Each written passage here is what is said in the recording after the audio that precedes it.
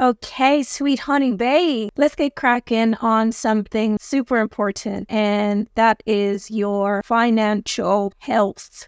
See what I did there? A little different from financial wealth and also exactly the same. And though this is a little different from some of the other content on this channel, the reason that I'm doing it is because I care about you and I want you to succeed in your life, to go far, and to have all of the riches that you deserve. So many of us go through our lives just living paycheck to paycheck, struggling, and really it's down to the fact that we don't learn financial literacy. And so our financial health is often poor. So what I want to do in this video is dive deep into finances and give you my top tips and also open up this discussion so that we can keep talking about it in the comments and help one another to grow and to gain financial freedom, which is what most of us want, but only the smartest get. My first tip for you is to budget. And no, I don't mean just scrimp and save, but I literally mean planning out everything so that you can see it visually. The times in my life where I struggled the most was where money was coming in and money was going out, and I didn't really have any overview of it.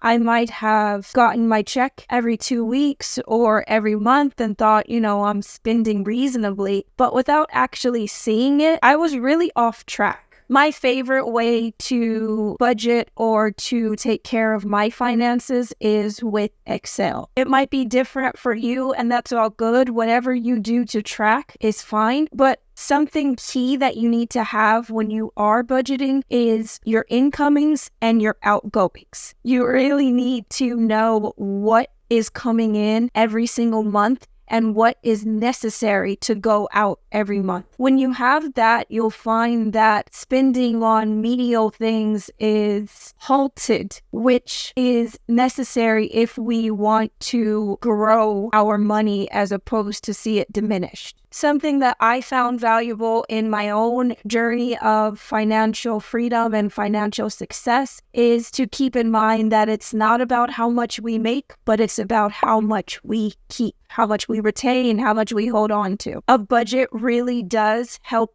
us to control what's going out, and that's going to bring us one step closer to our ultimate goal. Many people talk about having an emergency fund or savings, and whatever works for you is fine. I'm not going to say that you should have an emergency fund, but one thing that I 100% want to advocate for you is to have money-making assets. I want that one. So if you don't know the difference from an asset and a liability, assets put money in your pocket and liabilities take money out of your pocket. Of course, there are some liabilities that come with life that we have to have. So it's not a case of saying eliminate all liabilities because we literally can't. But what we want to make sure is that the assets that we have are making money. And the more money-making assets we have and the less liabilities we have, the more we are going to get our financial freedom and get that financial wealth and health. So there are assets, or there can be assets that are not money generating. An example of that would be, say you have this banging collection of albums, of records that would sell for a lot of money. That's an asset, and that's great, and it also might be your passion. Cool to have. But when you have an asset that's generating money, like a business or a way that passive income is coming in, that is the type that you want to focus on if you want to build your wealth. Keep having these money generating assets, and you are going to see your present as a gift. I'm not just saying that. Try it. See what happens. I also mentioned a business there. I am not going to get into that too much, but if you are someone who's considering buying a business, definitely if you're going to do it, look at ways that are automated, ways that you don't have to do as much work, ways that are recession-proof, that are always going to be needed, and see if you can get this business for free. Seller finance there. If you don't know what that means, it's time for you to level up with your financial literacy. As human beings living in this mostly capitalistic world, there are things like debt that we have to consider, but I want us all to flip the script and look at debt in a different way.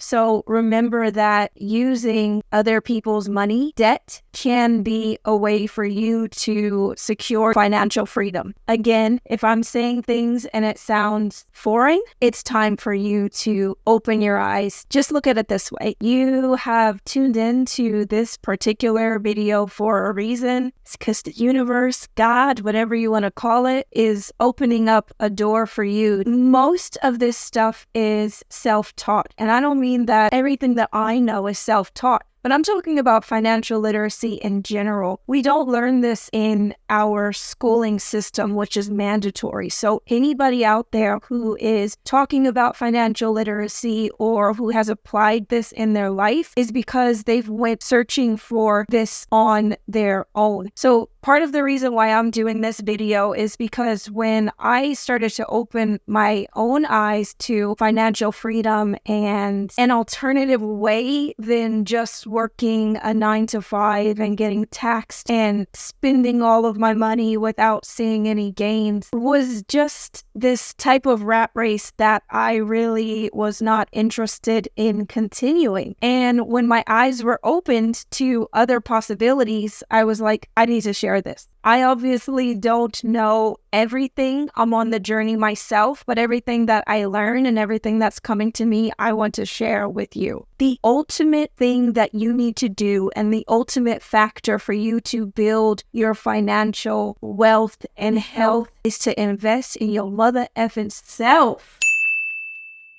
That means acquire new skills, expand your knowledge, and explore opportunities that help you to increase your earning potential. Passive income is something that we have heard a lot in many situations, like on YouTube videos, on social media, we see passive income, we hear passive income. So this is not a term likely new to you, but you might not realize or understand how you can start this yourself. The good news is there's so many opportunities out there for passive income. I will say, especially if you live in the States. So keep your ear to the ground and try out any opportunity that seems interesting to you or seems like it's something that you can do. Whether that's the Amazon influencer program, starting your own website, starting a content creation business, selling your photos, selling your clothes or the things in your house. There's so many out there. So really, you need to sit down, have a word with yourself, talk about the things that you're good at, the things that you're passionate about, and get out there and figure out what you can do to bring in passive income from what you got. You came here for a reason. You are unique. Nobody can do what you do. Use that. Now's the time. I touched on savings a little bit, and some people are huge on savings. And for about 3 years, I did put into my savings because I'm a little risk adverse. I will say I definitely was like, oh, I'm going to put a portion of my wage into a savings. And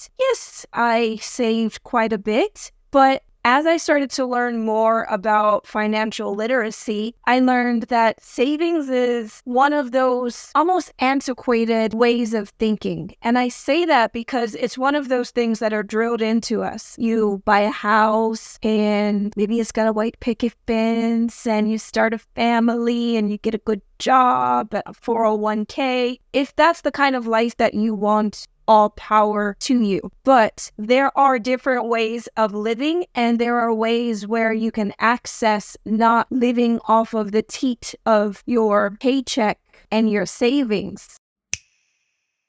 And so when I was open to those possibilities, I realized that savings are not the most optimal way to grow wealth. This is a big one for someone who's risk adverse like me because I don't like risks. So I like to sit there and be safe and just save. But you know what? Once I started to take risks and invest, I got some really incredible opportunities that built my wealth 30 times faster than saving for the last 5 years. So while a savings is something that you can consider, I really want to put it out there to start investing. Again, there are many tools out there to learn how to do it. There's many different things to invest in, but ultimately, remember, you're investing in yourself. Use your money to buy money-making assets, and in a year's time, in 2 years' time, in 3 years' time, you might be able to retire. I'm just saying, if you do go down the savings route, look into high-yield savings accounts, ones where you make a good amount of money and not ones where a whole year passes and you've made $1 or $2. Lastly, look at what you're doing as a business, the business of you, the business of your life. Always refer to the documents that you create, that budget, whether that be Excel or writing it down with a pen on your pad. Tweak as needed and set a goal, whatever that goal is. For me, I'm going to be a millionaire. I'm not right now, but I can see it. I'm speaking it and I'm going to bring it in. What's your goal? Whatever it is, I can't wait to see how you grow. I can't wait for you to get everything that you've ever dreamed about. I'm rooting for you and I know you got this. Make sure that you subscribe, hit that like and notification, all that good stuff so that you don't miss more of this type of content. At the point of filming this, I am aiming for the stars of reaching 25,000 subscribers here on YouTube, and I know you're going to help me make it. So until next time, love ya. Bye.